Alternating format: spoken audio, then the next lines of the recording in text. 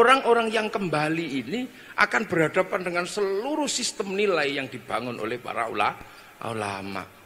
Akan dibangun. Ketika para ulama di zaman kita ini dari dulu yang sangat sederhana. Rasulullah berhubungan dengan orang Yahudi untuk urusan hutang yang menggadaikan jubahnya. Itu kemudian menghasilkan kias yang akhirnya para ulama membangun sebuah sistem berhubungan dengan ekonomi dengan kelompok-kelompok yang lain. Ada sebuah sistem perbankan, ada sebuah apa. Tiba-tiba ada yang mundur kembali ke zaman barter. Dengan apa? Mengatakan bahwa bank tidak ada contohnya di zaman Rasul. Maka ketika mereka mundur ke arah sana, mereka kemudian mengharamkan bank. Tapi karena mereka hidup di zaman ini, maka tidak bisa mundur secara 100%. Mereka tetap menggunakan secara diam-diam. Bahkan mengingkari teorinya pengharaman bank. Mereka tetap pakai uang.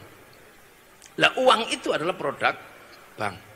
Mereka baca Al-Quran. Al-Quran itu dicetak oleh perusahaan, utang dulu kepada bank. Pergi haji, kita naruh dulu di bank. Makanya bagi yang mundur karena sudah sangat jauh, mundurnya tidak bisa pas sampai di titik start. Ini kondisi kita hari ini. Makanya jangan salah. Di semua lini sekarang ada yang salah, tidak ada yang benar. Dan itu terjadi karena apa? Karena ada orang-orang yang mundur dalam situasi yang sudah maju. Perempuan misalnya, di zaman Rasulullah, perempuan itu dipakai kerudung. Agar apa? Tidak dijarah sama laki-laki. Karena zaman segitu perempuan adalah jarahan laki-laki, bahkan istri yang sudah yang ditinggal mati oleh bapaknya bisa dijarah oleh anaknya. Zaman segitu diwariskan oleh Rasulullah, ditutup auratnya agar menjadi perempuan terhormat. Nah, di zaman itu perempuan harus melahirkan generasi yang luar biasa. Tapi baru pada batas apa? Sebagian besar melahirkan generasi untuk kekuatan berburu dan meramu. Kekuatan untuk perang. Sehingga ketika perempuan dihadapkan pada situasi seperti itu, masih mampu melahirkan orang-orang yang siap untuk berperang. Akan tetapi zaman seperti ini, perempuan-perempuan sebagai imadul bilad dihadapkan harus punya anak, mampu melakukan perubahan-perubahan besar. Perempuan-perempuan yang mampu menyiapkan generasinya untuk menghadapi dunia yang demikian kompleks.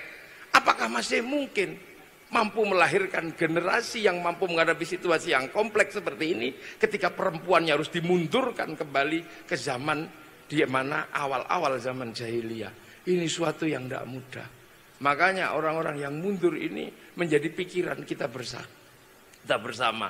Karena sebagian besar memang yang maju ini bekalnya kurang, maka kemudian tanggung jawab pesantren untuk memberikan bekal tambahan, memberikan sangu tambahan, yang rajin mendidik, bangun pendidikan. Kalau di virtual, bangun pemahaman-pemahaman di dunia virtual. Yai Marzuki harus benar-benar, jangan lupa untuk menyiarkan apa yang selama ini dilakukan. Mulai dari ngaji, harus makin disiarkan. Kenapa? Karena ini zaman yang sudah sangat baru. Zaman yang tidak mungkin dilampaui dalam situasi yang sangat terbatas. Kalau perempuan dimundurkan ke zaman di mana kebutuhannya baru kebutuhan melahirkan anak untuk berburu, untuk meramu. Tiba-tiba hari ini dengan situasi kayak gini perempuan harus dimundurkan ke situasi di zaman itu, maka tidak akan melahirkan generasi-generasi yang siap menghadapi zaman seperti ini. Nah inilah. Jadi orang-orang yang mundur ini makanya di semua lini ada masalah karena mundur. Jangankan generasi sekarang, konflik antara Sayyidina Ali, konflik antara Muawiyah, itu aja ketika menghasilkan orang yang pusing dan mundur, itu menghasilkan sebuah paham yang sangat bermasalah.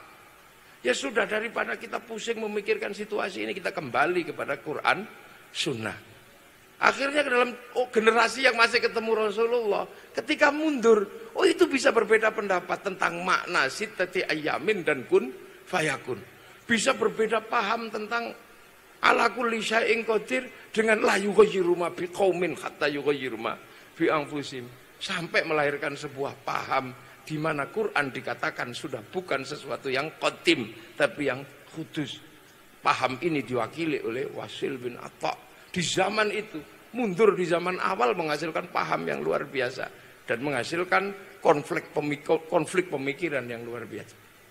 Sampai kemudian kalau Quran ini sudah tidak bisa dijadikan pegangan karena Quran ini kudus dan tidak qadim, terus pakai apa? Pakai akal. Lah terus, ya kalau benar kamu masuk surga, lah kalau gak benar ya masuk neraka. Lah kalau 50-50 kadang benar kadang salah, masuk tempat rehabilitasi. Namanya al-mangzilah bainal mangzilaten. Nah setelah itu ya urusan Tuhan, ditempatkan di tempat mana tergantung rehabilitasinya. Lah kalau bayi di mana? Ya kalau bayi masuk surga. Lah terus surganya gimana wong dia belum punya amal baik? Lah surganya jelek. Lah kalau bayinya protes, kenapa surgaku jelek? Ya karena kalau kamu belum punya amal banyak. Saya nggak punya amal banyak karena kau matikan aku ya Allah waktu kecil. Coba kau matikan aku waktu besar, pasti amalku banyak. Enggak, takdirmu memang mati kecil karena kalau kamu besar kafir. Yang kafir dengar, ya Allah kau nggak adil, dia kau matikan kecil supaya gedenya nggak kafir. Kenapa kau biarkan aku mati besar padahal kau tahu aku gedenya kafir? Maka kemudian konsep al-mangzilah bainal mangzilaten menjadi pupus. Sehingga ajaran Mu'tazilah ajaran yang tidak bisa dipakai. Ajaran yang tidak bisa dipakai. Tapi ajaran ini kemudian menemukan titik puncaknya kembali ketika berkoalisi dengan kekuasaannya Al-Ma'mun. Dengan dorongan kekuasaannya Al-Ma'mun, maka kemudian Mu'tazilah menguatkan diri dalam Asasul Khamsah. Yang tadinya baru 4, komplit menjadi 5. At-Tauhid, Al-Adlu, Al-Wa'du wal-Wa'id, Al-Mangzilah bainal mangzilaten. Ketika berkoalisi dengan kekuasaan tambah satu lagi apa? Amar ma'ruf nahi mungkar. Lah, konsep amar ma'ruf nahi mungkar inilah yang memperbolehkan negara memaksa sebuah paham atau ideologi. Maka paham mundur yang secara sunnatullah susah untuk diterima manusia, maka mereka membayangkan harus punya kekuasaan karena paham yang tidak up to date seperti ini hanya bisa berjalan kalau dipaksakan oleh kekuasaan. Dan itu belajar dari teorinya Mu'tazilah ketika bersama Al-Ma'mun mampu menghasilkan peristiwa yang dikenal dengan nama Mihnah.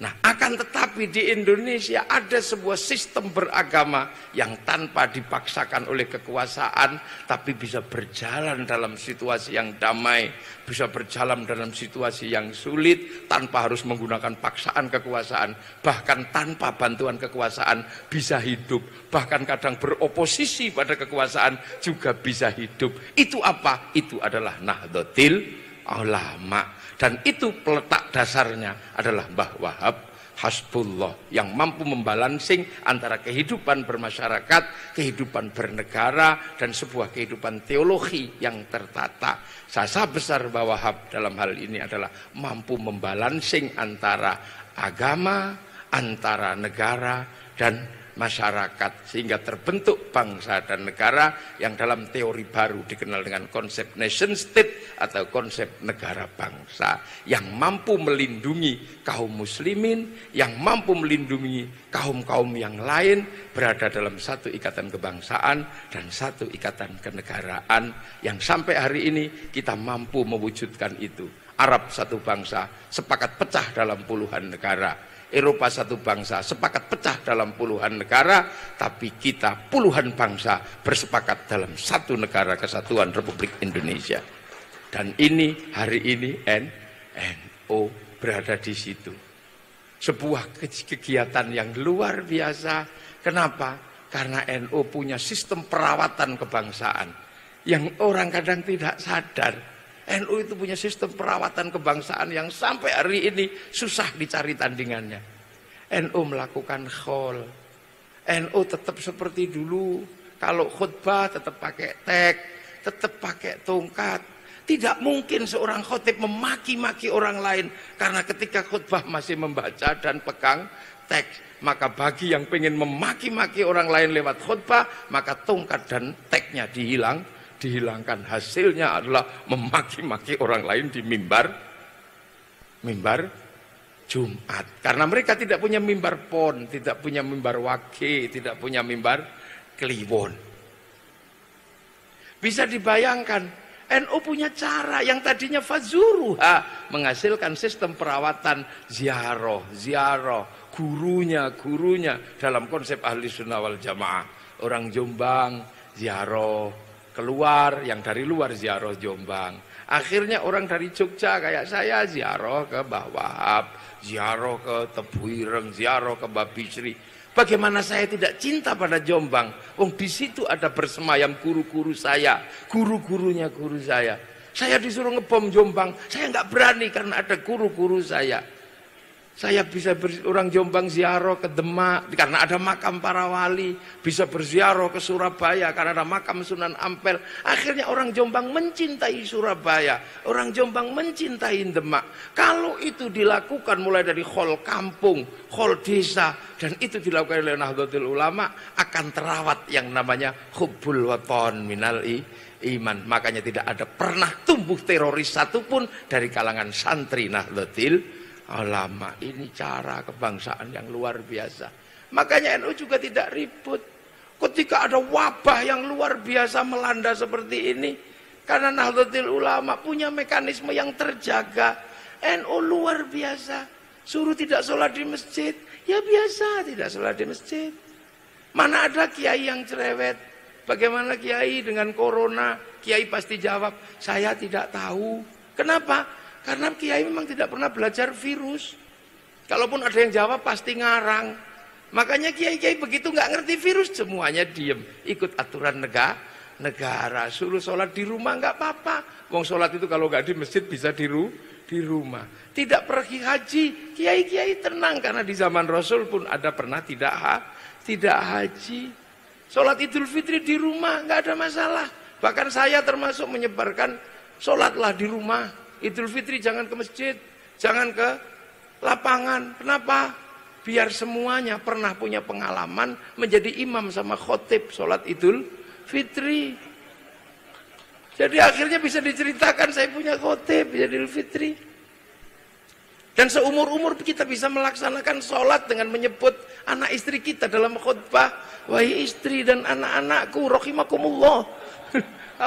Kenapa santri nggak ribut? Bahkan ini situasi yang paling panik seperti ini. Tidak ribut.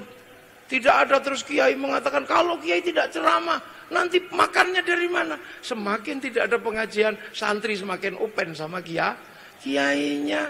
Begitu download, begitu lockdown, rumah saya itu malah penuh beras, penuh Indomie, penuh telur, sampai tetangga kanan kiri merasakan nikmatnya telur. Dari telur, bukan telur saya, telur di tempat saya. Loh, ini enggak. Tidak pernah lagi ribut. Aku tidak takut sama corona, aku hanya takut kepada Allah. Kiai sudah dari dulu belajar wasilah, jadi nggak pernah ribut. Aku tidak takut sama corona, aku hanya takut kepada Allah. Nggak apa-apa. Allah juga bikin singa. Kamu nggak usah takut sama singa, takutlah kepada Allah karena singa bikinan Allah. Cobalah tidur di samping singa kamu, dimut. Jadi makanya kiai disuruh pakai masker ya pakai masker, masuk sini ditembak sinar ya iya nggak apa-apa. Terus kemudian disuruh usek-usek ya memang kiai nggak ngerti. Setelah itu masih di tangan atau masih ada nggak virusnya, udah pasrahkan kepada Allah. Nah, zaman ini akan terus bergerak, tidak akan berhenti di sini. Tidak akan berhenti. Ini akan terus bergerak, terus. Dan situasinya akan menjadi lebih sulit atau lebih mudah, tergantung kita mensikapinya. Karena apa? Saudara-saudara muslim yang mundur ini akhirnya menjadi kelompok-kelompok yang bermasalah di mana-mana. Nah, yang maju ini siapa?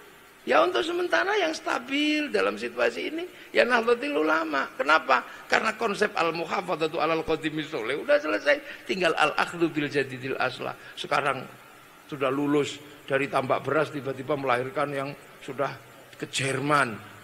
Ya ini kan nggak ada di zaman dulu. Tapi kalau secara politik kadang masih kalah, nggak masalah. Karena kekuasaan yang berjalan di hari ini adalah orang yang sekolah di tahun 70-an. Nah 70-an NU belum sekolah, tapi tunggu 20 tahun lagi yang dilakukan oleh Bu Munjita hari ini akan menjadi prototipe bagaimana NU menguasai dunia. Ya kita harus